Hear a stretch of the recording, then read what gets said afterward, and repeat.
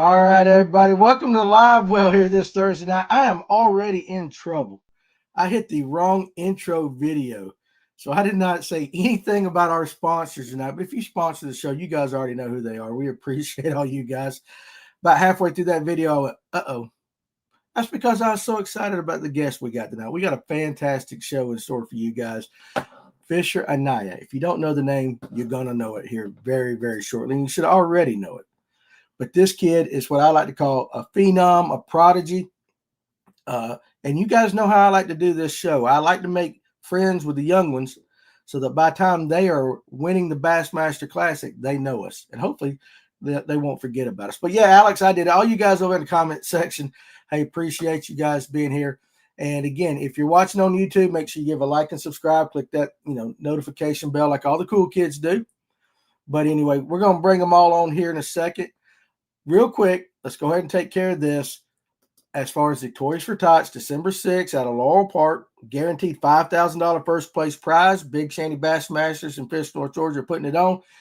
$80 per team plus one unwrapped toy per angler. We're going to help out the Pickens County and the Hall County Toys for Tots. We're going to make some kids smile for Christmas. That's what it's all about. If you drive a Phoenix, hey, you can win a little bit extra money if you win it. But if you're ready to sign up, get in touch with me because you're going to blast off in the order of which you sign up. Now, you still can do it the morning up, but you might as well go ahead and get signed up.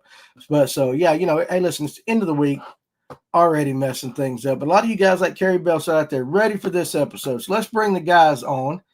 We got Mr. Tim's going to be with us right there, Mr. McGuire. And, of course, we got Father Time. I caught him not in his seat, but now he's ready.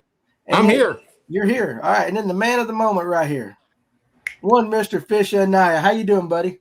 Oh, I'm making it. How are y'all? Pretty good. Now, listen, this guy's like, he is country as country can get in the voice if you ever watch one of his videos. So, and I like it. I like it. Tell everybody how old you are. I'm 19 years old. I'll be 20 in November. See, he ain't got no bad habits already, right?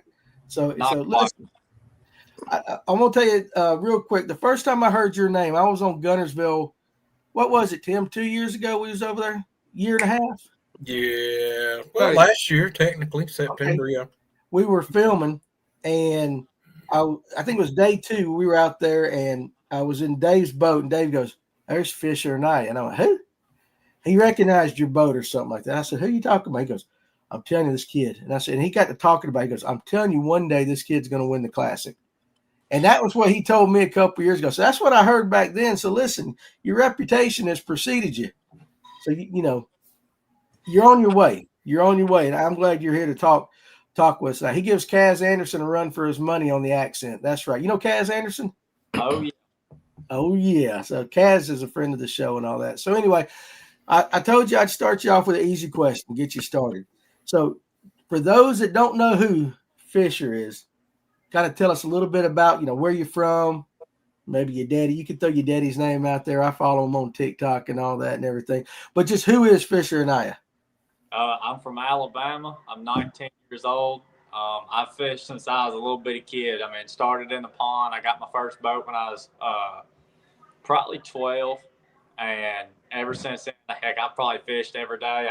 I didn't go to high school. I actually got privileged to do online school. So I'm not book smart. I'm not going to shortcut you there. I'm not. But, I go fishing all the time. And, yeah, I live in between Gunnersville and Smith Lake. So I get kind of a very versatile area to live in. Don't ever cut yourself short about not being like book smart, because I promise you, there's a lot of people out there that spend a lot of money on a college education that can't tie their shoes. All right. I mean, seriously, Kevin might be one of them right there. I don't know. Kevin, did you go to college? I got 2.5 years in. 2.5 years in. That's 2.5 more than I did. I didn't go to college. So there it is. I went to work. That's what my dad wanted me to do. I want to say this too. Something I've noticed about your dad, because I know I mentioned him on TikTok and all that. I just want to say this. I've never met your dad. We messaged a little bit, but I can tell how supportive he's been of your dream and your journey and all that. And I just wanted to say you're blessed to have that, in your life, a dad that's allowing you to chase the dream that you want to chase. 100%. Yeah, he seems like a pretty cool dude too. Does he ever get on to you any? Oh, shoot. What kind of, we live in the South. I get beat. Yeah, I know. I could see that in him. He might But know what privet hedge is. 100%. Go out there and pick your own land. oh, you had your ass whipped with the switch. Oh, yeah. Go out there and get the thick one so it wouldn't hurt as bad. They'd make me go pick another one. See, I like it already. We could end on that. He's already our kind of people and all that. So you guys out there in the comments section, listen, we're gonna talk to Fisher about what he's doing, where he's going. But if you've got questions, we're gonna squeeze his 19-year-old brain for all the juice we can do it, because we talk about this every week. These young guys today are a lot smarter than we were. I mean, when I was your age, bud, it was just like it's girls. That's all we cared about, was girls and Friday nights. But you got a career already. And we got a first question for you from Coleman Jones. He wants to know if you've ever fished Lake Lanier. Yeah, one time I get my boat wrapped by Carrie there at 400 and a couple years ago I dumped in, got to fish for like probably 2 hours. It was freezing cold. And let me tell you something, that place is special. You know Carrie Bell? Sadly. Well, that's the end of the show, guys. Somebody who's Carrie. Now, Carrie's a good dude. I actually fish against Carrie in the electric only world and all that every once in a while when he shows up. That boat he's got is bad to the bone. Is it not? You can't hide money. No, you can't. You can't hide money. So what did you think, though, about Lanier? You said it's special while you were over here. How was it the day you were here? Oh, we actually started off trying to just scope like deep timber fish, and it really wasn't happening. And we actually got up around some docks, started skipping some docks. And heck, I caught one almost 6. That's one of the biggest spots I've ever seen. So like we had like 22 pounds. I've been dying to go back. I just ain't had the time to come. Well, we'll have to get you back over. Lanier's special. That's the one bad thing and Tim will tell you, when they took me over to Gunnersville, it was the first time I've ever been to Gunnersville. My God, at the grass you guys got on that lake. We ain't got that on Lake Lanier. And I was like, where's a rocky point somewhere around here? It's just grass and grass and grass. Spicer wants to know, he's going to Gunnersville tomorrow. If you could only throw 2 baits, what would they be on Gunnersville tomorrow? Minnow and a jerkbait. Minnow and a jerkbait. Yep. All right. I saw you did a video about the jerkbait. And I was going to absolutely pick your brain on the jerkbait. This time of the year, how you throwing it?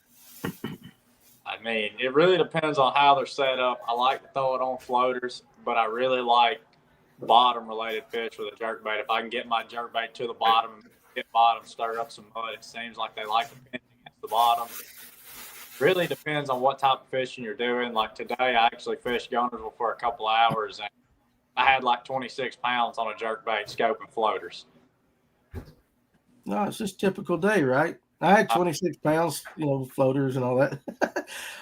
Follow up. You ever fished West Point? I have not. I heard it's not very good, but I haven't. No, that's Coleman. Coleman wanted to know that. Patricia Leanne Shaw. And again, and I told him before the show, guys, if you guys ask a question and I don't pay attention, if it's got anything that might contradict the info rules, he's going to shut me down. He ain't being rude. He's supposed to tell me no, because I'm not getting his ass in trouble. We are not going to be the fault of that here. But also, too, if there's any question that I do ask and you're like, feel free to skip it, okay? All right, I'll do it. Because I got one right here. It says, why did you choose bass over MLF? Man, it's hard to say. Like, I just kind of wanted that blue trophy, and I want to fish a classic. Like, that's the main reason. There ain't no money in it or anything like that. I just want a blue trophy and a classic. Status right there. Fair enough. I like it. And I probably would make the same decision, but I can't fish as good as you are. Kendra, this is our friend right here from Michigan. She wants to know, what is your favorite jerkbait, Fisher? Man, that's hard to say. The new Rapala one they got out is honestly really good. It'll give a mega bass a run for its money, and but it's hard to beat a mega bass. Well, let me ask you this: we've heard people talk about the mega bass jerkbaits over probably the last couple of weeks. Do you ever have to change the hooks out in them, or do any adjusting to them? I didn't hear you. Do what? I'll change them every time. You ain't gonna catch me using the mega bass jerkbait hooks. So you like the bait, you just don't like the hooks. Yep. Okay, fair enough. We've heard that. too. Now, Tim and Kevin, you guys got a question? Drop it in there. I'm just gonna keep reading them off right here. Once we get going, Fisher, it just goes right here, and then we'll get back. We'll actually talk to you about your story. I want to make sure we get all the viewers' questions. What tip does Fisher have for shaking a minnow on a herring lake like Smith Lake? I know it's much different than Guntersville. Man, it's if you're on Smith Lake, if she's shallower than 25, she ain't gonna touch a minnow. You can go ahead and mark that down. So I think it's because they can see so good. I like most of the minnow fish I catch at Smith are anywhere from 70 to 50 foot deep. Wow. Okay. Now, Smith, Tim, have you ever fished Smith? You or Kevin? I haven't. No, have not. We've heard it. Now they've got good spotted bass, but it's not quite Lake Lanier spotted bass, right? Oh no. Okay. I want to make sure. Cranking and yanking. He's from Louisiana, but he says that boy sounds like he is from Louisiana. He's from Alabama. You part of the Alabama Bass Council? He live right down the road. You know, Slick. Yeah, sadly, yeah. Listen, me and Slick get along. I like Slick, but you know what you need to do though? Could you tell him to shave? I'll do it. I'm serious. Like his latest videos, he looks like he just got let out of the pokey after a long night. I don't think he really gives a crap what he looks like. He just wakes up in the morning. I don't know if he showers. I have no idea. Yeah, it don't look like it here lately like that, but I like Slick. He just gets up and goes, huh? He gets up and goes. Kendra wants to know what hooks are you switching them to? I actually use the VMC red line hooks. They're stout, strong, sharp, everything like that. I mean, I switch all my jerk baits, crank baits, all my treble hooks to a VMC red line. Okay, there you go. I like it. Now, I think I'm caught up on the questions for right now. Now, currently you're in the EQs, right? Yes, sir. And now you are pretty close, and I don't want to jinx nothing like that, but you're pretty close, right, to the next level. Close as you can get. How does that make you feel at your age? I mean, if you did qualify for the elites, I believe you'd be the third youngest ever? Yeah, I think so. Yeah, well, how's that feel, dude? Because I have that kind of success did not come to me. It feels great. It feels great, but you're also like, my job's not quite finished yet. So it's like you want to feel good about it, but I don't want to get my hopes up till after I make it. I got you. What's your experience like with the EQs as far as having to qualify that? Because I've had a lot of guys say that's actually the toughest way to get to the next level in anything is going through the EQs. I think it is because you have to do basically 2 good seasons. You got to qualify for the EQs, and then they reset your points, and then you got to catch them 3 more tournaments in a row. Like if I didn't have my points zeroed out, heck, I could go to Okeechobee and finish like 150th, and I think I'd still make it. Right. So It's kind of like you got to do it 2 seasons in a row basically to make it. Yeah, I think it's freaking awesome what you're doing right there. Got some more questions coming in. Now, he said you're from Louisiana. That's just cranking. Louisiana. Now, listen, cranking and yanking. This boy's good with a scope. I'm telling you, he is. Now, he is our resident anti-scoper. It's because he's from Louisiana and all that. He don't. The deepest water he fishes is about 8 feet, like that. So we tease him a little bit. See, he goes, we 15 minutes in and scoping already. That's what he said. This kid's good. He's good at it. He's a good dude. We like to give him a hard time. He's our scope monitor. That's right. Speaking of which, Coleman wants to know, can you talk to us about your favorite scoping head? Yes, I'll let the cat out of the box. I use a horizon head is what it's called. A horizon head? Yep. Who makes that? I think it's Yamagatsu. Okay. All right. What's so good about that? It's got a EWG in it, so it gets your hook up away from your minnow, so your hook's not close to the back of it. I just seemed like you hook them a lot better just straight through the roof of the mouth and not in the corner anywhere like that. Makes sense. Yeah, fair enough right there. Patricia wants to know, what is the biggest bag you ever weighed in? In a tournament, let me think here. Chickamauga? Now, he's hit that dirty 30, I know, right? I haven't weighed in dirty 30 in a tournament. I've had 29. I can't tell you how many times. But I ain't hit 30. I've hit 30 on a normal day, but not in a tournament. What do you remember your biggest bag, though? Or where was it at? It's either going to be chick or G, one of the two. I weighed in 29 something in a Black Friday tournament last year at G, and I had 28 or 29 at chick this past year with a 10-pounder. I got you. Now, Cranky and Yankee said he noticed the hat bill. He's got the flat bill kind of going on there. A lot of guys listen, and these guys are talking this all in fun. They're all in good fun. But let me ask you this. First of all, Rocky Watkins says it's glad to see a young man following his passion. I agree with you 100%. I want to get your perspective as a 19-year-old kid. Now, listen, you're almost to in my opinion, the highest level of fishing there is. But you still got a lot of naysayers out there because you're 19. Yep. All right, you little snot-nosed kid. You ain't done nothing. You ain't earned your damn stripes or nothing. But yet you're getting ready to fish on what most of us would love to fish. But what do you say to people when they say that you haven't put in your time, you don't know what you're doing, the only thing you can do is scope? And is that your daddy right there in the background? He's sneaking in here. What are you doing, Ryan? What's up? Just talking to this boy of yours. Look at him. Yeah, he's a good-looking dude, man. You good? Yeah, I'm good. Okay, you good to go. All right, so I don't even remember what I was asking. Oh, yeah. What do you think about when people say that you young ones don't have what it takes, things like that? I just let my tournament results show how hard I work. I mean, I don't comment back to none of them, anything like that. I'll read them, and I'm just like, it takes a heck of a person to comment something on Facebook on something like.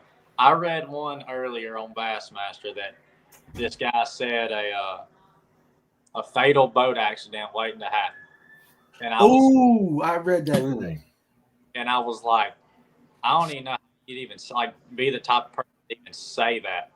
Yeah. In fact, the reason I saw that was Luke Duncan made a comment on it.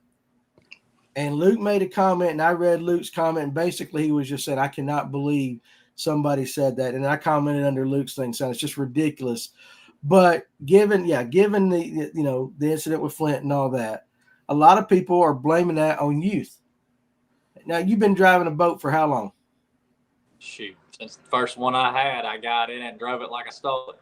Like at 12, right? You spend a lot of time on the water. You probably have more experience on the water than most adults who only get out there once a month or twice a month. But I read that comment, and of course you were, it was your picture right there. So that was your face, and that guy said that, and I was like, I just couldn't believe anybody put that, and just how ignorant it was. Yeah. Yeah. So you deal with that stuff all the time, like 24/7. But you just get tough with it and just kind of let it roll off your shoulder. Basically, my girlfriend, she's hot-headed. She's she wants to jump on them, and I'm just like, hey, calm it down a little bit. We're good. I said it's just social media. We're good. Yeah. That's the one bait you don't want to take right there. So let that bait go. Well, yep. the bad thing about it is guys are real brave. But they don't have to put their name. Keyboard warriors, yeah. Well, this guy actually had his name. Yeah, he did, and trust me, there were plenty of people underneath just blasting him, saying that's the dumbest thing they've ever read on Facebook, all kinds of stuff, because of one accident somewhere, and granted, tragic and everything. But that's what I'm kind of talking about. Whether it's that, or whether it's scoping, or whether it's just you young guys all get thrown into one group together, regardless. And let me ask you this: what would you consider yourself, a finesse guy or a power guy when it comes to fishing? You'd asked me that 2 years ago, 3 years ago, I said I would say power. That's just how I was taught to fish, and now it's just like if you're not good at the finesse game, you're gonna lose. That's right. But you grew up fishing power. You know how to go throw the big stuff, or spinner baits and reaction baits and things like that. 100%. So if you had, he not know how to power fish, he beat the snot out of me. Who's that? G. Listen, I was going to ask you some questions about G, man. A lot of you guys don't know this young man. It came through your dad, right? The relationship. That's how you met Gerald. Yeah. Okay, but Gerald is he's been I know your dad is probably your biggest mentor, but you've had the opportunity for Gerald to teach you a thing or two as well.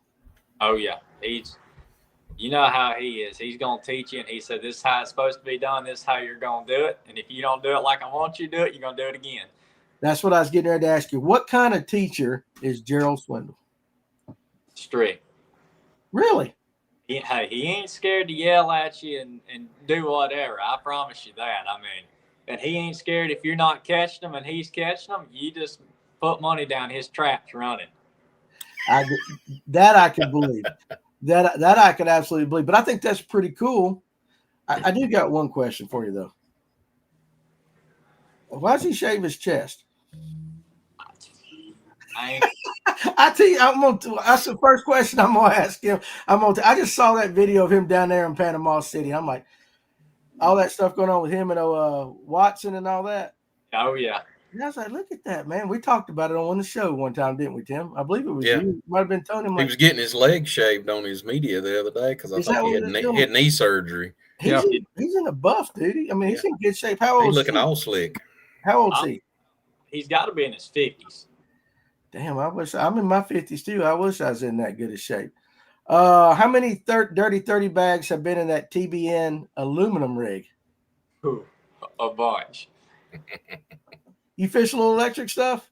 No, I actually got a TB Nation built me a 10 rig. I got a 25 Tohatsu Mega on the back of it.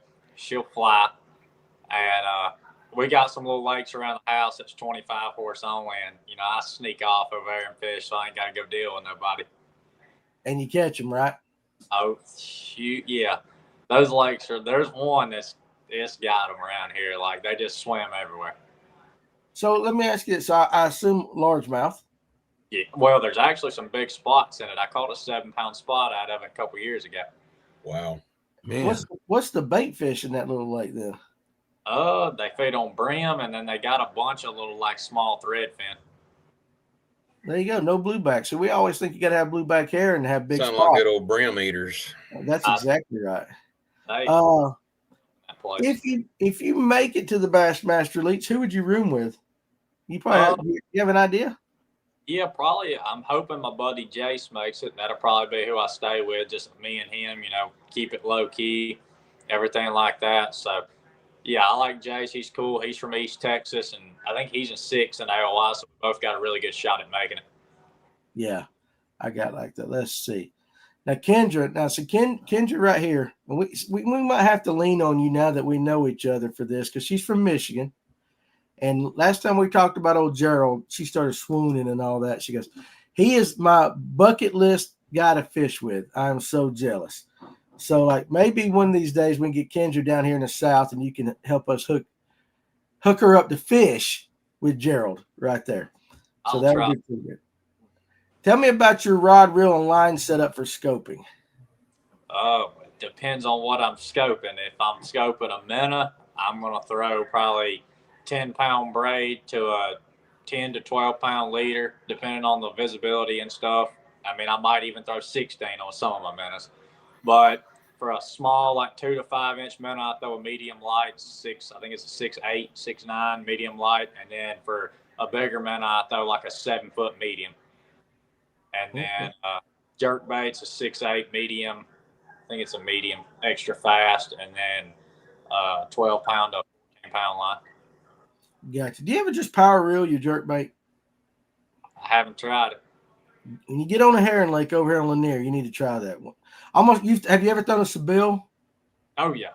Like that same thing, except you're just doing it with a jerk bait. Kendra said, I'll be there. I don't care when it is. I will stop life to fish with him. So just, hey, we'll try, Kendra. We'll see if we can pull some strings for you like that. All right, take Gunnersville out of the equation. What's your favorite lake to fish? And then I want you to follow that up with what is the worst lake you've ever fished at? My favorite lake to fish, it's going to be close. I mean, I really like Chickamauga. It's my record on Chick's really, really good for whatever reason. I don't ever spend no time on it, but it just kind of sets up my style. There's no grass. KY thing, Chick and KY right there. They're both really close, but I just like the way they set up. The fish get shallow.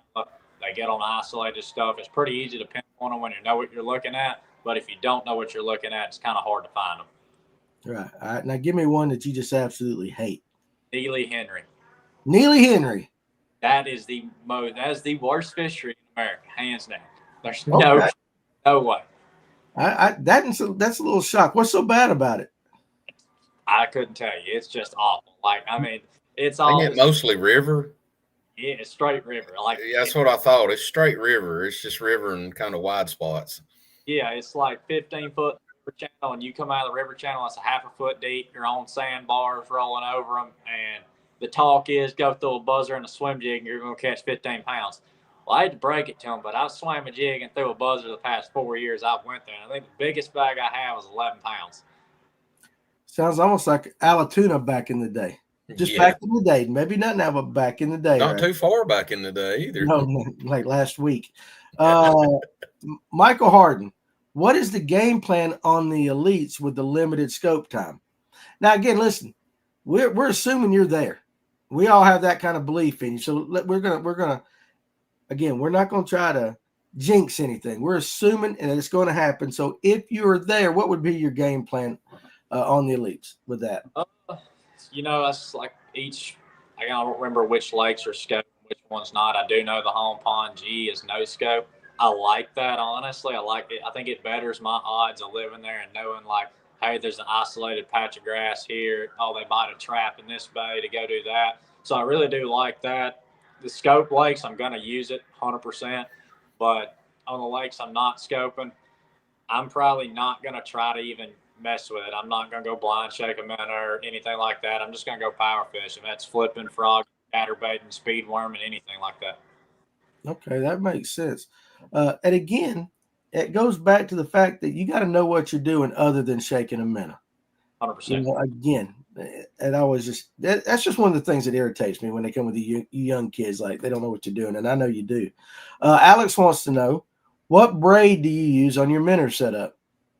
Suffix, I think it's revolve suffix. It's the deal. It don't win knot. It's a little bit thicker, so like you can throw 8 pound to make it 10 pound, but you don't have problems breaking it, anything like that. So you just kind of got to downsize. That Japanese braid, it throws far, but I'm from Alabama. I set the hook and I break it all the time. I like it. I like how he said that. I'm from Alabama. That Japanese braid.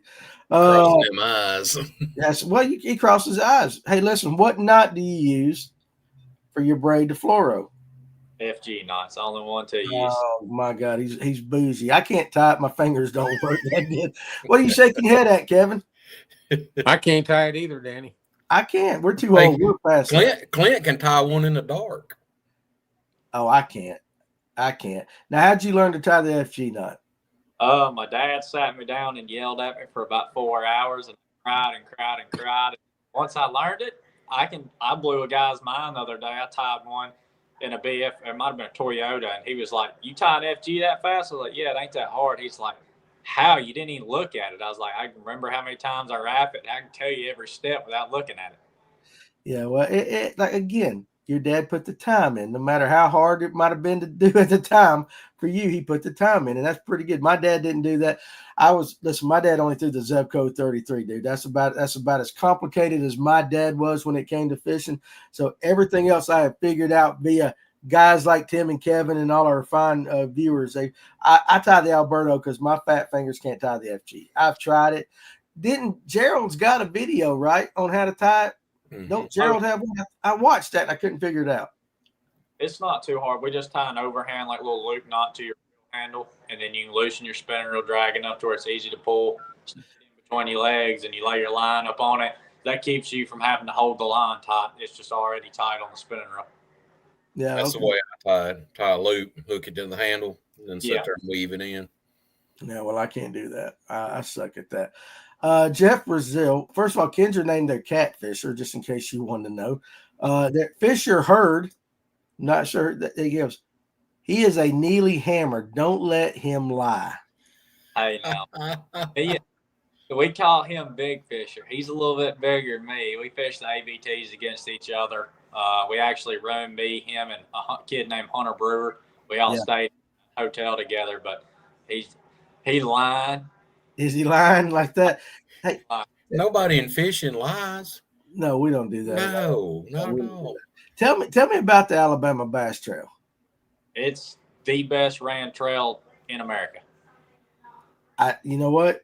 knowing who runs it, I probably would agree with you. Oh, yeah. Definitely. Would agree with you. But just for somebody that's not familiar with it, tell them, what makes it the best run trail in America.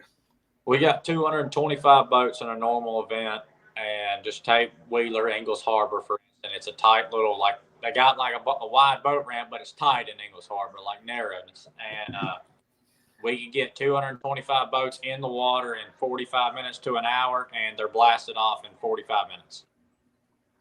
If you're not there for your boat number, she skips you and keeps going. That's Kay, right? Oh, yeah. Miss Kay.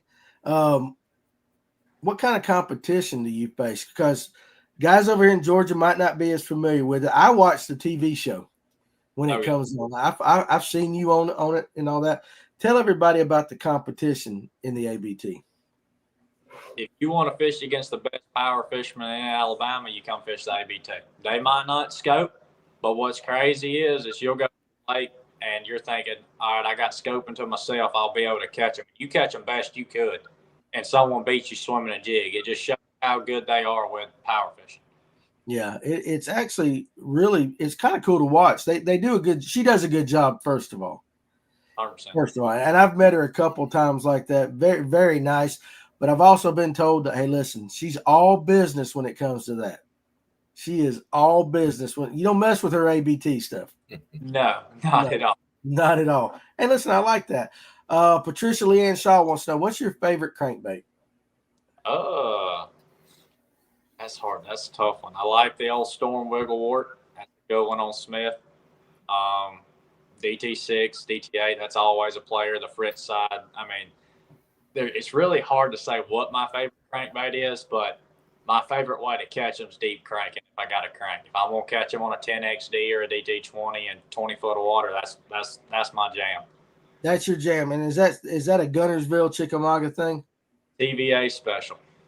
Really? So that's one of the things that I'll be honest with you, like I suck at that when it comes to cranking. Deep cranking, I have no confidence in whatsoever. Now you give me a rock crawler and a Rocky Point, yeah, I'm right there with you. Or you can throw the DT6s or the 8s and all that.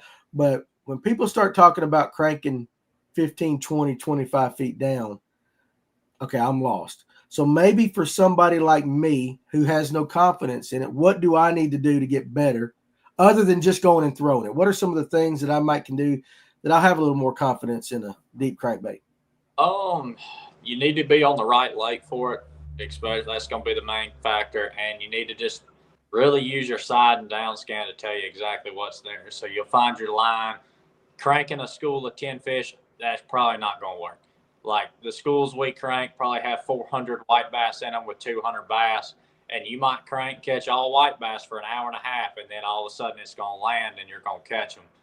But for cranking, you really use your side and down scan. If there's not a lot of fish there and they kind of seem scattered, a worm, a minnow, stuff to pick up isolated fish, it's not going to spook them. It's going to be better. But if they're congregated up on a little hard spot that's 10 foot wide and 10 foot long and there's 400 of them sitting on it, you can't read crankbait through there and not catch one.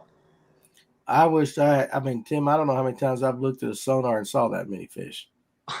We don't get that stuff out here like that. Not around here. Not around there. Kevin, let me ask you something, because you're over there. I know you like to listen and think. What do you think of this young man so far? He loves to smile. I like that. He likes to. He's smiling all the time. He's got every reason in the world to be smiling. Yeah, I mean, sure. He's got a lot of knowledge for his age, and like you said in the beginning, his common sense plays a big part in his progression through the ranks of fishing. Yeah, well, listen, a college degree doesn't give you more common sense for sure. No, common sense, experience, time on the water, the ability to listen to others, as you said with G. All that factors in. Absolutely. And I watched the what was that video? Was it the Crush City one, Tim, that we watched today? Yeah. It was kind of pretty much the where you gave a biography of your past growing up. Yeah, you had some pictures of him when he was a little bitty fella, I think, in a boat with G-Man. Oh, yeah, that's the one his daddy was in a lot too. Yeah. And you mentioned in that, you had the ability to do virtual school, and you got to spend a lot of time on the water. and all that. And that's one thing that, first of all, I thought that was really cool that, you were able to do that.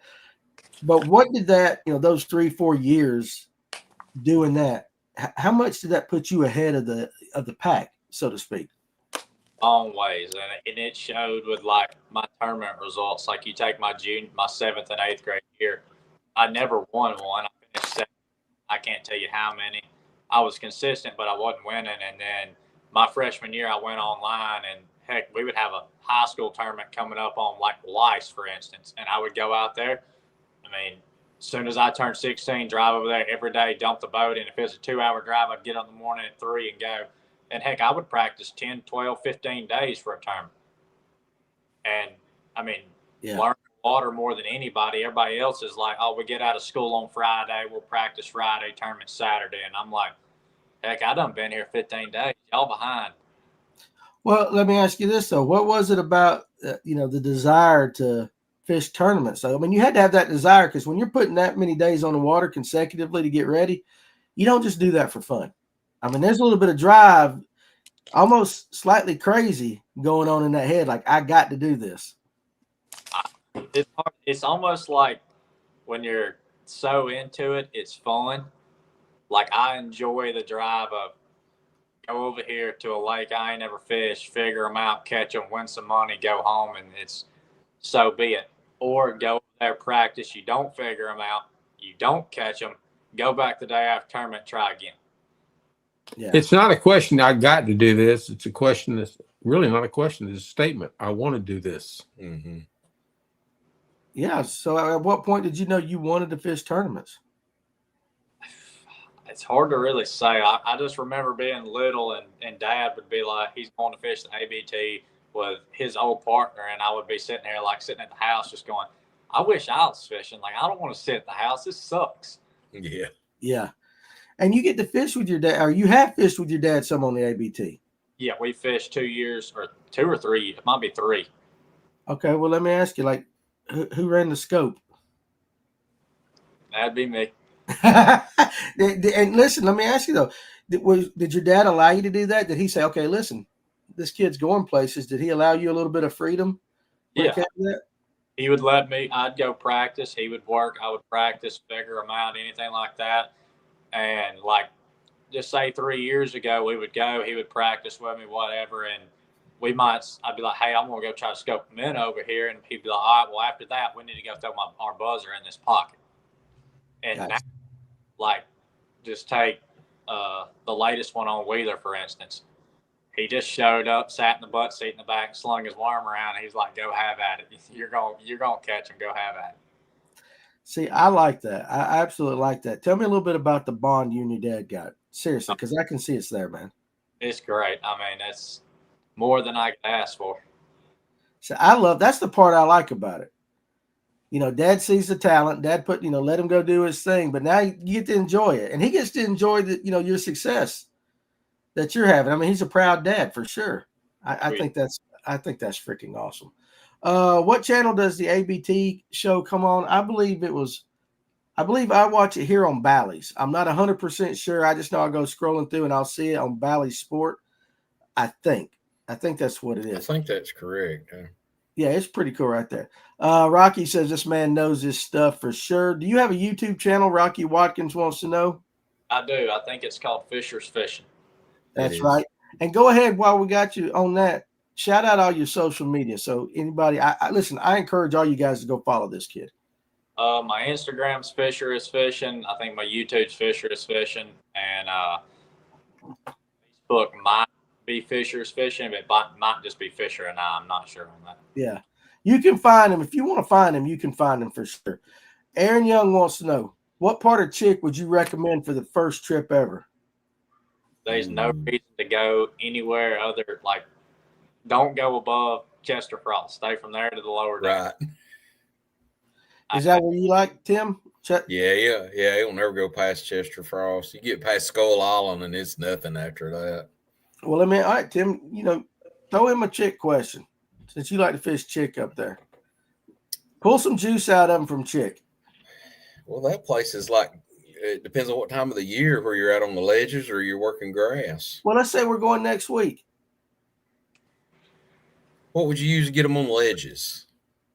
If you're going next week, Yeah, if we went next week, I would imagine we'd have to move out and start looking for ledges. Yeah, the schools of them's not going to be there with its cold weather. There's not Right. going to really be able to side scan and find any. But if I went next week, I'd focus on more. I'd use my 2D a lot. I got an in-hole transducer so I can run while my 2D is running, and I'd run around and find as much bait as I can find. Look at the bait. If they're not on bait, I'd scope isolated targets like wood, stumps, twigs, blades of grass, like that. I fished a tournament on chick. It's been a couple years ago, and I was asking guys around here what to throw on chick. Now we're talking, it was fall. The frog bite hadn't quite kicked in yet, I believe, but a lot of guys were throwing the frogs. But everybody told me go up there and throw a morning dawn worm. Put it on a drop shot, whatever. Just throw a morning dawn worm of anything. Have you ever had success with a morning dawn worm on chick? And if so, why do you think it works? It's more of the TBA special. They'll bite it on Wheeler. They'll bite it on G. They'll bite it on Nick and Jack. It don't matter where you go. Pink worms. About that purple and pink worm. Oh, that's what I grew up throwing. That was like the first bait I ever threw on a ledge was a drop shot with a pink worm, a robo worm, morning dawn 6-inch. There ain't no reason to throw 4-inch. That's what everybody told me. Now, have you caught a bunch of smallmouth up there doing that? Not really. Funny story about smallmouth. Last year in that Toyota, 2 years ago there, I was, I think it's 2 years. I had 28 the first day on a flutter spoon.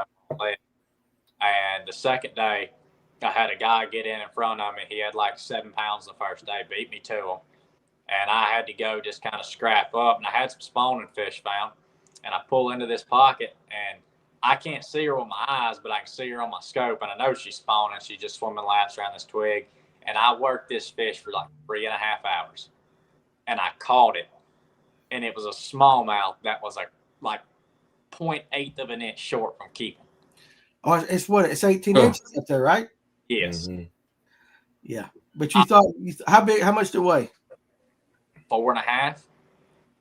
Like 17 and a half inches, 4.5 pounds right there. Flipped it right back. I had to go That close. He's like 3 hours for this fish. I got it. And it's short. Oh, you talking about mad? I bet you were.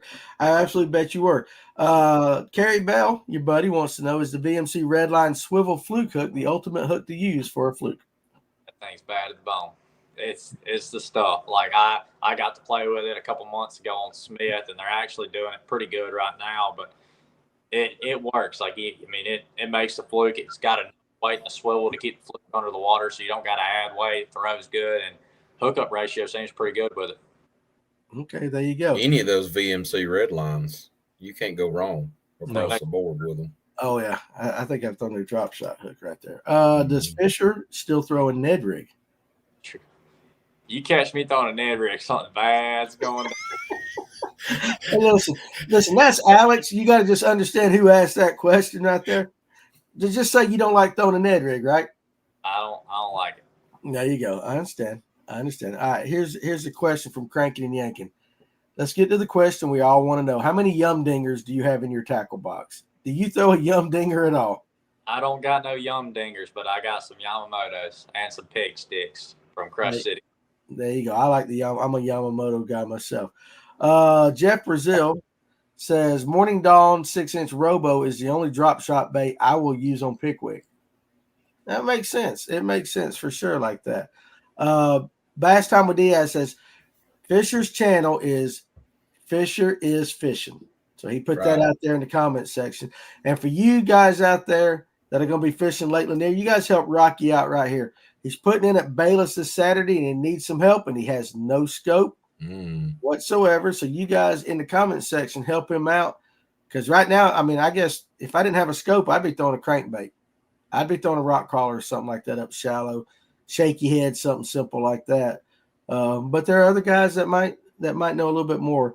And of course, see, let me tell you something. Remember I told you cranking and yanking that like that scope stuff and all that? Here you go. Insert eye roll here. He's like, that's cranking and yanking. All right, so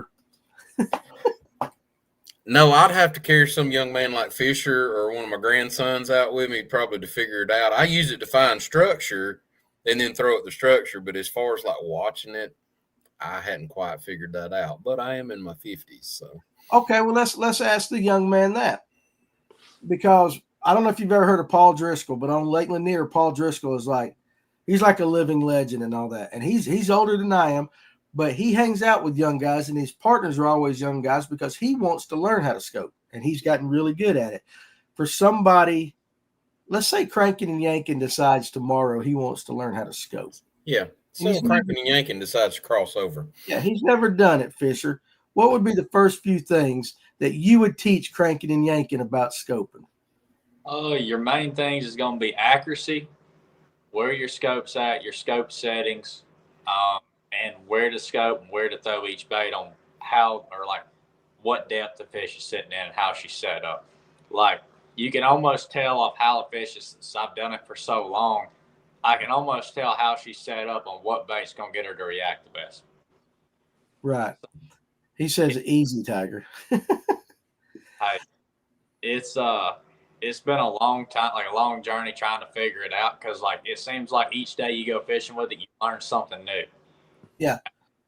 It's kind of odd because you think, oh well, they're gonna bite my minnow today, and you go out there because they bit it yesterday and they follow it, but they're doing flips for it and they're hitting at it and won't eat it, and you throw a jerkbait in there and you get them to slap at it and you catch it.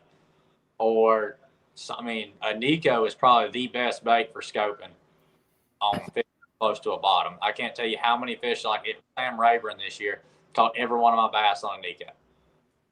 Interesting. No, yeah. It was a lot of fry garters, fish that they didn't want to chase nothing out of their fry or off their bed. So you could throw a weightless wacky worm or a Nico. The fry garters, I was throwing a weightless wacky, and I'd let it sink into the fry, and I'd click my bail and just hold it there, and it's sitting in our fry. You can't take it. You got Danny's attention on that wacky. He's a wacky man. Okay, what is my favorite bait to throw year round? Wacky worm. Weightless. Hey, I got a buddy like that. His black market tackle. You need some tackle, you let me know. He's got it. He's got it. There you go. He'll show up to any lake in the country. It don't matter. It could be 2 degrees outside, and he's throwing a wacky worm, weightless, skipping docks. That's all he does. And Danny get along just fine. Listen, I'll go out on Lanier over a 40-foot brush pile, and I'll throw that Yamamoto because that's the one I like to use. I'll throw that thing, and I'll let it just sit there. I'll eat a sandwich. I don't care. It's going to get down there, but when it gets down there, they're going to absolutely hit it. Yep. Absolutely hit it. So, yeah, Cranky, we know you'd rather take a butt whipping with a 2x4 than to use a scope. We know it. But just stranger things have happened in this world. Things have happened like that. So, let's see. I saw a thing. There was a question. What are you laughing at? Kevin. What did Kevin do? Was that all the noise I just heard? Yeah. Oh, it wasn't me this time. Okay. All right. So listen. I dropped something. Okay, well, there you go. Fisher. All right, listen, though. You mentioned something, too, about the scope that I don't think a lot of people realize when you said the accuracy of the cast. Because if you're off just 3 or 4 feet one way or the other, it makes all the difference in the world. Oh, yeah. And, like, a lot of people don't understand it. Don't look natural to a fish if she's sitting in a brush pile. She's 50 foot out, and you land your bait at 50 and sink it straight on her head. They don't look right. Like, is a shad just going to fall from the surface and go down on her head? Not really. So if she's at 50, heck, if it's super clear water, I'll throw it 100 and let it sink down and start strolling it to her. I like that. And that was the one thing I had to learn. And I'm still not very good at it, because just because guys up on the scope and he says they're at 2 o'clock over here, yeah, you can throw in the area of 2 o'clock, but if you ain't dead on it, you're not getting bit. They know it's coming. They know it's coming. And Cranking and Yanking, you say only if you're scoping. I'm telling you, listen, it's amazing the accuracy you have to have with these scope fish. It takes some skill for sure, right there. Now Coleman said, I don't know if we've asked this question. He said your favorite minnows. Did we ask that? But if not, go ahead and throw that back out again. What's your favorite minnows? That's tough. I mean, it really depends. Like summertime, I like a minnow that's doing more like especially super hot, a minnow that rolls really well, and you can honestly work it super slow when a minnow rolls back and forward, like almost clean upside down. And summertime they don't act much, so like I'll rig a minnow differently than how a normal person would rig a minnow, and it causes it to roll better and it slows it down so you can catch them. The new 6 freeloader, 525 freeloader, those are the deal. Like they work, and I think it's just something I haven't seen. It's hard to really say on a favorite, man. The Sakamata shad, I mean, that's a staple. Everybody throws that thing, and it was really good when it first came out, but you can tell they've got trained to see it. I got you. What electronics do you have on your boat? I have a Humminbird and Garmin. All right, so I imagine the Garmin for the live scope, the Humminbird for the side imaging and everything like that. Mapping. 360. Yeah, do you use a 360? Oh yeah, everybody. I have so many people call me, "Why you still use a 360?" I'm like, I hope y'all know, like a 360 works like magical wonders. Hey, why fish I caught in the open, I would have never caught them if I wouldn't have had 360. I think 360 is underutilized, and I have one. I absolutely love it. Now, let me ask you this, just because with the 360, I always like trying to find brim beds. Yeah. You know, when the brim, because it shows them up really well. Here in Georgia, we noticed this year that a lot of the brim were bedding a lot deeper this year. For some reason, whatever it was. I mean, we had brim out 15, 20 foot deep and not up in the 2-3 foot. Did you guys experience anything like that over in Alabama, or any kind of changes from normal? Yeah, we've most guys think of brim beds, they're gonna go like try to find them and with their eyeballs, fish they can see, and they don't bite. Like I don't care what you throw on them. Like you could throw anything in your boat at them. If there's a fish that you can see with your eyeballs on brim beds, you're not catching her. So I'll more or less idle around, and our lake's got a lot of grass. I'll literally idle just anywhere from 8 to 10 foot deep flats. And as soon as that grass will break up in like a mouth of a bay or anything like that, you'll see brim beds. And you can set up 100 foot off of them, throw a mop jig on them, and catch every last one of them. Okay, there you go. There's just some juice. Have you ever thrown an icicle colored worm? I don't even know what that is. Well, Kevin, you're old. Tell everybody what an icicle colored worm is. If I'm not mistaken, it's just a real sparkly white. That's all it is. But he mentioned a mop jig, and all the shows that we've had, I don't remember anybody ever mentioned or talking about a mop jig unless we brought it up. That's true. Yeah, we don't talk about mop jigs much. Is that one with a lot of living rubber on it? Yeah. So that's an Alabama thing? It must this be. thing. The fire out of it. I mean, if it's anywhere from, the spawn till right about now, I throw a mop jig. Like ledges, I'm throwing a 3/4 ounce to a 1 ounce mop jig. You can stroke it, you can drag it, you can do anything with it. All right, somebody's going to ask this, so I'll go ahead and ask it for them before they put it up there. What kind of trailer you put on your jig? The Crush City cleanup crawl is really good. I've fallen in love with that trailer. I've caught a lot of bass on that thing this year, anywhere from a swim jig to a mop jig. I really like throwing on my mop jig a full, like, don't bite none of it off, just a full rage. What's it called? Rage crawl or whatever? Rage crawl. Yeah. Don't even bite it off. Just thread it on there and throw it out there. Have you ever tried just putting a short, not really a Ned, but maybe like half of a Cinco on the back of it? Just a straight one? Yep, it works too. Like he didn't say that at the beginning. A lot of guys bring that up later. You know what I'm saying? Not a lot of people bring that out first thing. We've noticed that, Tim. Well, bass tend to go down there, and their natural instincts to grab that thing and smack it and knock the claws off of it and then come back and hit it. So they get that thump, and guys just lay into them, and then they're like, well, he wasn't there. It's like, you should have waited. I got you. Say, how about this? What's your jig setup? Rod and reel and all that? Probably a 7.6 heavy to a 7.3 heavy. All them guys, they throw 14 to 16 pound lines on their jigs retarded. I throw 20 to 22 pound line on my jig, and I put it out there. And when she bites it, the old saying that G's gave me, she ain't got hands. If she bites it, she's got it. Set the hook. That's right. I imagine you probably learned a thing or two about jigs from G-Man. That man will show up anywhere in the country with a jig. I brought him over here the other day with my 10 rig. I was like, we're going to go scoping. He showed up with a DT20 and a jig. I'm like, hey, we scoping. We ain't old school. Hey, I can believe that. All right, Kevin, are you about ready for your question of the night? I can, but I can't read the questions. There's no way for me to. Oh, to see the answer? Tim, can Yeah. you see the comments? I've got my phone pulled up, but I'm like on a 6 or 7 second delay for whatever reason, but I can try. You want me to send it to him? Send it to Tim, and when y'all get it sent, we'll go ahead and do that. And I'll pull something out of the Spro box to give away. There you go.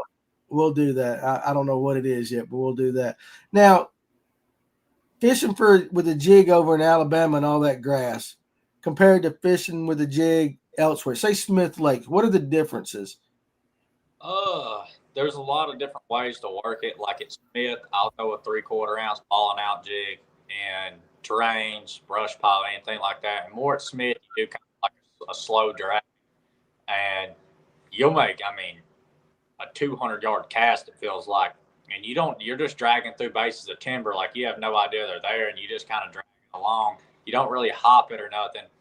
And then it like a grass like a TVA, like I like to stroke a jig, so I'll rip it like a flutter spoon straight up out of the grass, and it just looks like a crawfish running out of the grass and going down. And as soon as you break that line and you pop it out, and she's sitting there, she bites it. See, now you said a 1 ounce or a 3/4 ounce jig, right? That's what you like to throw. And Tim, what I tell you, like when I get the 1/2 ounce, I feel like I'm just dragging mud. Like we throw 3/8. We throw the lighter stuff. He's throwing 3/4. A lot of guys will. I try to stick with a 1/2, and like I've preached for that wobblehead, it's like no 3/4 or 1 ounce. I mean, you got to get some weight to get it down there. Good Lord, I'd feel like I was just dragging it through the daggum mud if I had something that heavy on there. We got it, Danny. You got it ready? All right, so go ahead and now listen, Fisher, you're just going to have to Wait a minute, Danny, before you light me up here. It is a real simple question night, isn't it, Tim? It is. It is a super simple question. I'm looking at it right now. Now I got to go back to the. Normally, you have to have a daggum degree in physics, plus the most recent copy of Bassmaster magazine, and watch a video that came out in 1977 to answer his questions. This one right here is going to absolutely foobar everybody. All right, go ahead then. Let's do it. I'll figure out what we're going to give. You read it. I'm going to pull out a prize. All right. The question is, how many rod and reel setups do I have in my office currently? I'll read it again. How many rod and reel setups do I have in my office currently? Now, if they'd have watched last Thursday night, they'd know the answer, wouldn't they? Right. We're not facing that way tonight. Okay, well, whoever gets it, I'm going to give you I ain't got nothing as heavy as he's got, but I'm going to give you the Spro cover jumpers, 2 Spro cover jumpers. I'm going to give you the green pumpkin purple and the bluegill. First one to get the answers right. So I don't know how, I remember vaguely how many you got. So while they're doing that and they're throwing out numbers, Fisher, how many rod and reel combos setups you got? I lost count. There ain't no telling. There's so many piled up in a corner I don't use. There's probably 30 in my boat. There's another corner in the other corner of shot. Like, I got to get rid of them somewhere. And how, like, I got so many I don't use. Well, you're almost famous enough. You can just sign I don't know if y'all can see. Yeah, we can see it. Like they are lighting the comments up. And they're just guessing. They're guessing. Wild. Ain't a daggone one of them know the answer. They're just throwing out numbers. Hold on. Somebody get it. Hey, look, when you were little, did you ever steal your daddy's rod and reels and go out there without him knowing? Oh, yeah. I did this one time. He had this custom, like, 3-jointed, like, swim bait style thing. And I don't know how much this thing was, but I've been eyeballing it. Like, I want to go throw this in the pond. And I go out there and I tie it on one of his rods and I go up there to the pond. I ain't said a word. Like, I done snuck out, went up there, and he calls me. He's like, "Hey, where's my brim thing at?" And I'm thinking, oh no. And I snag a turtle on it. Oh man.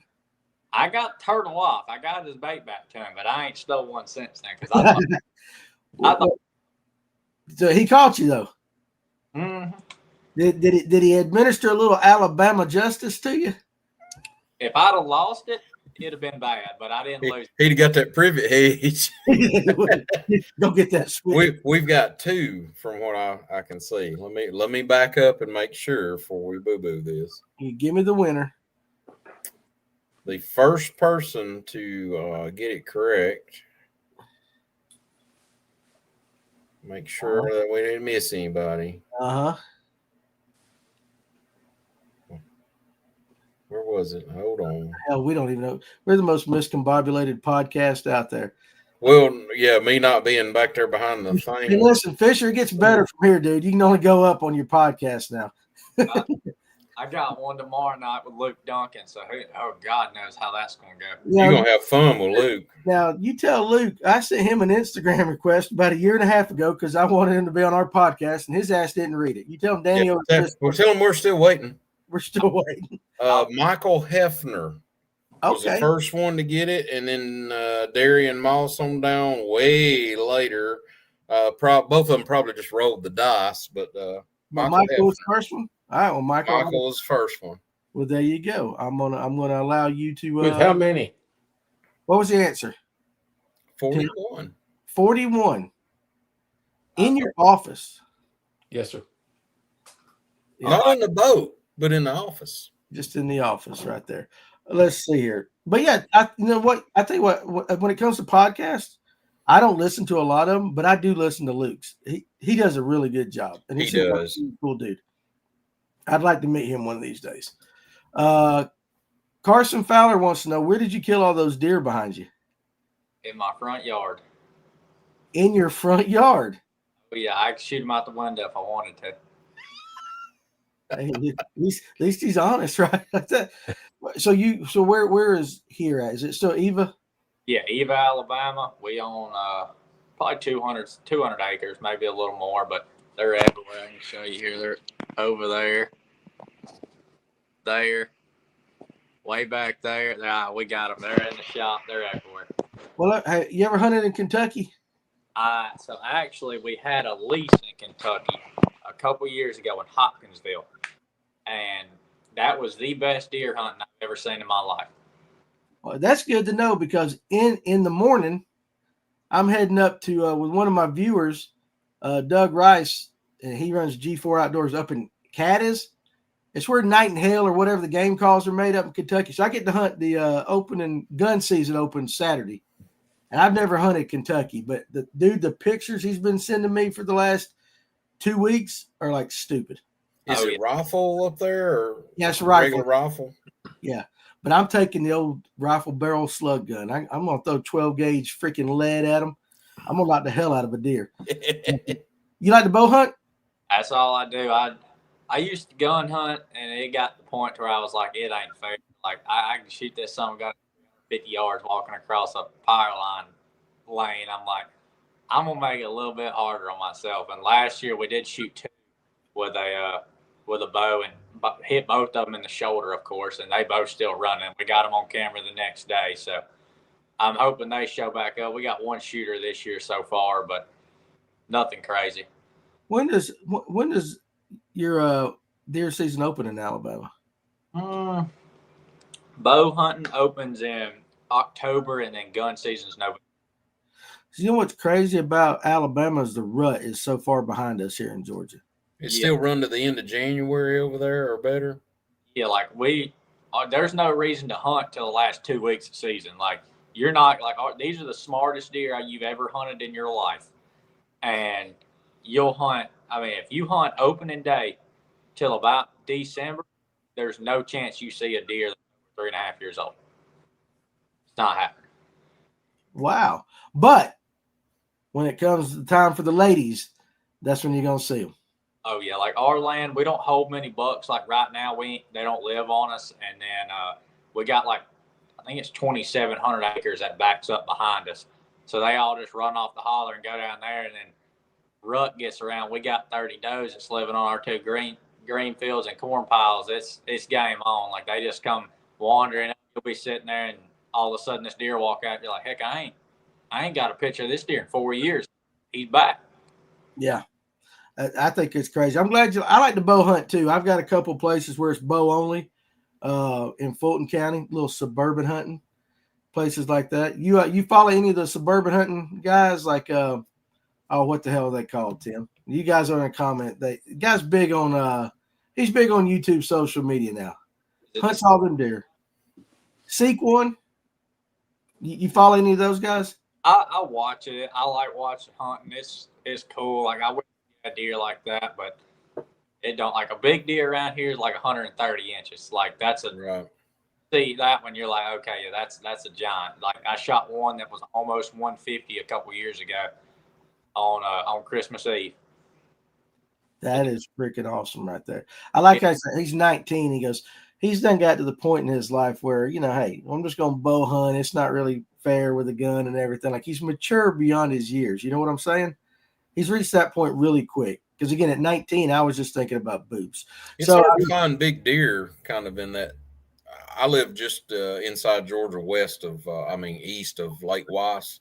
Yeah. And it's like super big deer are just not, they're just not around here for whatever reason. I mean, you'll find them with big racks, but there's not a lot of mass to them. That's kind of ours are. Like most of ours are pencil horn. The deer we're trying to kill this year. Why? But I bet he's got 24, 25-inch main beams. Mm-hmm. Ooh. He's super heavy. I bet he's got 5 or 6 inch back. We've had the deer on camera for 4 years now. You can't kill the son of a gun. He's nocturnal, probably. Dad seen him last year. Me and my girlfriend were dog sitting for G in the snow, and Dad got in the stand, and the son was gonna walk like 2 yards from him, but he couldn't draw back on him because there was like 20 does in there watching him. Yeah. So go, and I hunted the next day, stayed out of range. Next day I seen him again. Next day I'm like, I'm bringing a gun. This son of a gun's gonna die. He don't show up, of course. That was the last time I got to hunt. That's me. If you want to go bow hunting, let me go with you. And wherever I said, if you'll just get just out of bow range from me, they'll all stay on that perimeter away from me. Just buy me some snacks or something, and I'll keep busy in the tree, and you'll get you a deer. I like that. I had one last year. It's actually this deer right here. That one, the far corner one there. And I hunted him for 4 nights straight. He come out of the same trail, stayed at 65 yards, and I'm like, do it again. I dare you. He come out at 4 o'clock every afternoon. About 3:50 rolled around. I pulled in the door, got my gun, walked out there to the field, propped up on the cedar tree. 4 o'clock, stepped right out of the trail, and I shot him. I'm like, you messed too many times, buddy. I don't think people realize how punctual deer are for them to not have a wristwatch. Yes. I mean, they're like clockwork. You can pattern. What kind of bow you shoot? I shoot a Matthews G3. There you go. There you go. I like that. See, and he didn't know we were going. He didn't have talking deer hunting on his bingo card tonight on this podcast. So listen. We'll go. I love the deer hunting. Now that I got your number, if I bust a big one up there, I'll send you a picture of it. You got mine likewise. You shoot one of them big and send me a picture of it. I'll do it. I'll send you a picture of the one we got on camera. That land we had in Kentucky was phenomenal. Like 180, 170 inch deer, like huge deer. Like we had one that was probably a 3-year-old, and I guarantee you he was 180 inch 12. And I seen him. He come running by, and I was like, "Holy Jesus, that's the biggest deer I've ever seen in my life." And he's on the neighbor's property by like 6 yards. Yep. I text Dad. I said, "I'm finna blast this son of a gun." He's like, "No, that guy's he's big in real estate. Do not shoot that son of a gun. Don't do it." And he run across, jumped the fence line. He run across the field at like 400 yards. Doe going straight at Dad. And he gets to Dad. Dad gets ready, props up, about to shoot him. He jumps the property line again, gets on the Amish people land. We can't shoot him. It's like they know.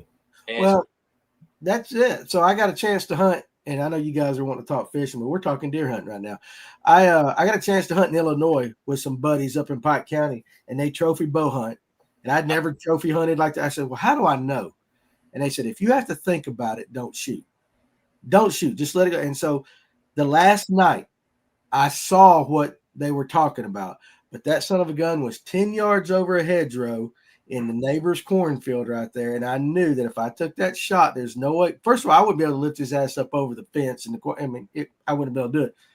But it's amazing how big the deer are when you get from Kentucky, northern Tennessee, Kentucky, north. It's a totally different world. It's crazy.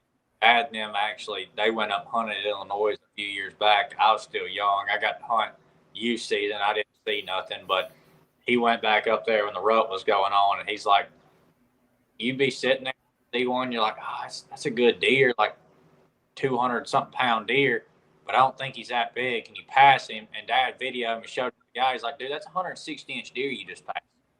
Dad was, I thought it was 130. Their bodies are so big. It's unreal. It's unreal. I tell everybody the does in Illinois are bigger than the bucks we got down here, body wise. Yeah. Big girls up there. Yeah, like I've shot one deer down in Alabama he's in the shop. He's a 125-inch 8-pointer, and he would have been probably 140 the year before, but he broke his G2 the year I shot him. He had a 13 or 14-inch G2 on his other side. They were matching the year before. The year I shot him, he had an 8-inch G2, but this deer well over 230, 240 pounds. It's the biggest deer I've ever seen in Alabama. Yeah. When we get off, I'll send you the target buck, the picture of the one with the target buck we got. I'll shoot that to you via text. Is that the one you're going after in Kentucky? Hell yeah. Or his son. I don't care. If I see that. Right. Now listen. Well, back in the day, deer were pretty much wiped out in Georgia, and they repopulated them from I think Texas and maybe Illinois or Ohio. Yeah. And that's why we have these little bitty guys, and they'll have a rack from hell. It might be a wire rack, but it's huge, but they got no weight to them. They might be 100-pound buck. Yeah. And toting a big old 8-point that's huge spread, and it's like they're like Texas deer. Yeah. Genetics.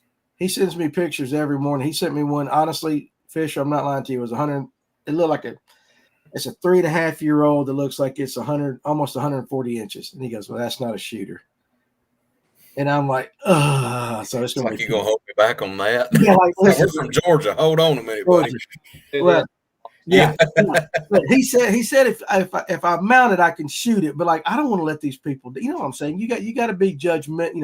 Use good judgment. Because just because they're nice and they say that, they don't want you shooting 130-inch deer. They want you, you got to let them walk. Do you know Dakota Ball? Oh, yeah. Me and Dakota's good buddies. Well, right there. He heard that Fisher dude can't fish. Hey, easy now. I come up that river and strike that rear end. There you go. I like that. Now, see, I always ask this question to a lot of young guys, but since you've really grown up around people like G-Man, and a lot of the pros and all that over in Alabama, I'm sure. When you make it to the elites next year, and I said that when you make it, because I firmly believe you are, is there an angler that you want to fish against that you've never fished against before? Not really. The guy I want to fish against is somebody I know, and it's G. I told him, you got to give me a little bit of time. If I can make it this year, give me one more year to fish against you. I think that's pretty good. Do you know Emil? Coleman wants to know. I know who he is, but I don't. I would like to see him. I'd like to see Fisher and Emil on a boat scoping together. I think that'd be a good show. Did that master class on how to do that. Mm-hmm. Is there a lake on the schedule next year? Again, we're not going to talk about any specifics that you're really looking forward to taking Gunnersville off. On the elite schedule, take Gunnersville off. We know you like that lake, but is there one lake you're like? Is it one of the northern swings? I mean, what lake you like? Yeah. Oh man, I'd have to. Do y'all got the schedule? Can y'all look at it? I guess I can real quick. So really remember, ask him a question while I'm looking this schedule up real quick. There, Tim. I do have a good question. A lot of us struggle with the minnow thing. Yeah. Especially when it's scaled down. That is my biggest problem is the bait fish get small. What's a good bait to go with when you're having to get down? I mean, like the tiny stuff, just something little. 2.5 inches, under 3, 2.5, 3 inches, because we've all got stuff that's 3, 4, 5, stuff like that. And we get out and throw it. Well, they'll puke bait up, and it's just little bitty stuff. I mean, what in the hell do you do with that? It's really hard because they get on that small bait around here, and when they get on that, they're almost uncatchable. That's kind of what they get to. Like the smallest throw is like a mooch minnow, probably the smallest one you'll see me throw. Right. You can't throw it far enough. You get to those little bitty tiny. Yeah, you can't get any distance out of it because it's only yay big. Right. It seems to be like now you got to get your minnow 100 foot, 80 to 100 foot to catch one when he's out there on it. It's really hard to say. I mean, when they get on small bait around here, I love a small buzzer. Like that's my go-to. I'll just go reel around a 1/4 ounce buzz bait till my arm falls off, and usually you'll catch 5 of them on it. Makes sense. All right, you ready for this schedule? I'm just going to read them all off, all right? All right. All right, so you got Gunnersville. Then in February after that, you got Lake Martin. Then you got the Classic on the Tennessee River. Then you got Tennessee, the Tom Bigby Waterway, Arkansas River, Lake Murray, Santee Cooper, Pasquant. I can't ever say that damn name. Pasquotank River or whatever, Lake Champlain, and St. Lawrence. Oh, man.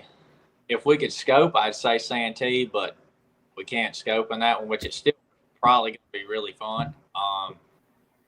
I don't know, maybe Lake Murray. That's something I've always wanted to go do. I hate smallmouth. Like northern smallmouth, I don't like them. That's me and them don't get along. I don't really care for it. I would probably say Lake Murray. Okay. Have you ever fished Murray? I have not. Oh, that'd be your first time. Dakota said Murray will be right up your alley if they can scope. Murray? It was a scope lake, right? Yeah, it should be fun. I think it's going to play out in my wheelhouse. I like how from what I've heard or seen on like Bassmaster, watching it over the past few years, they went there. They seem to get up shallow on points and stuff like that, and that's right up my alley. Like I hate scoping when it's over 15 foot. Like it's just a pain in the rear end to get on. I'm like, I'd rather scope shallow than I would deep. Okay, that's fair enough. Now Tyler's got a question for you. He's in college. He goes, "What are some tips for a college angler looking to make a career in fishing?" And Tyler, I don't know if it's as a guide or if it's as a competitive angler, but take the competitive angler aspect of that. Good question. What are things that Tyler can do to kind of things that you've done, you've learned? I mean, you've been around this for a hot minute. You got to catch fish. But if you want an honest answer to get it, like a sponsor don't care if you catch bass. He cares about how good you can show his product, how many followers you got on social media, everything like that. So the main thing would be grow your social media. If that's with anything, just grow it on giving tips, fishing, anything. Like people like to watch fishing. So grow your social media, make that a big player in it. Like I tried to start mine at a young age. I probably should have started earlier, but grow your social media. Of course, worry about catching fish. That's what your mind's wanting you to do. The whole thing is I want to win, I want to catch fish, but at the end of the day, your sponsors who afford you and lets you go fish. Yeah, that's a mature answer. I mean, it's a business. It is. It is. It is a business. All right, guy. Hey, listen, because I'm gonna let him off a little early tonight. So if you guys got any other questions, you better throw them out there really quick, because he's a very important person. You got a date tonight? She's laid up in the bed there. She might be asleep now. Well, listen, we got to make sure. Tank Monster is in the house. That's a new name. Do you know Tank Monster? I do not. I do not know. Well, Tank Monster, appreciate you joining us tonight. Oh yeah, how do I get this is an important question. This is kind of stuff we deal with on this podcast right here. How do I get my mustache to look like yours? Man, Riley hates it. She don't like the mustache, but I told her it's my good luck. I've been growing this thing. I actually shaved it not a while ago, and then it's been growing back. But if I don't dye mine, it ain't dark. It'll go to like an orange looking color with the sun. So I dye it up, make it look a little thicker. There you go. Listen, I like it. You don't use it. Hey, if it works, roll with it. Yeah. Well, again, like I said, you only got upwards to go from podcasts from here. This is what we talk about on stuff like this on this show. But anyway, I'll tell you what, listen. Hey, Danny. Yeah. He mentioned chatterbait earlier in one of his favorite baits. Does he ever throw a spinnerbait? Oh, here we go. Like, right? I used to with a passion, but I do like a chatterbait. I like a spinnerbait. If I'm fishing wood, if I'm fishing grass, I prefer a chatterbait. And you also mentioned a trap earlier. You throw a lot of rattle traps? Don't get me started. See what I tell you. Quarter ounce trap. I won a lot of high school dirts on a quarter ounce red trap.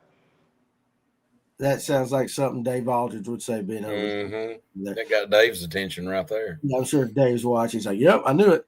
What is your go-to jig head weight? And I guess that would be dependent on what kind of jig, but let's guess. I'm gonna say minute, because you said when it comes to like bass jigs, he was saying 3/4 and 1 ounce. So I guess he's talking about more of your scoping style jigs. Yeah, it really depends. Like if I go up north for smallmouth, I'm going to throw a heavier head.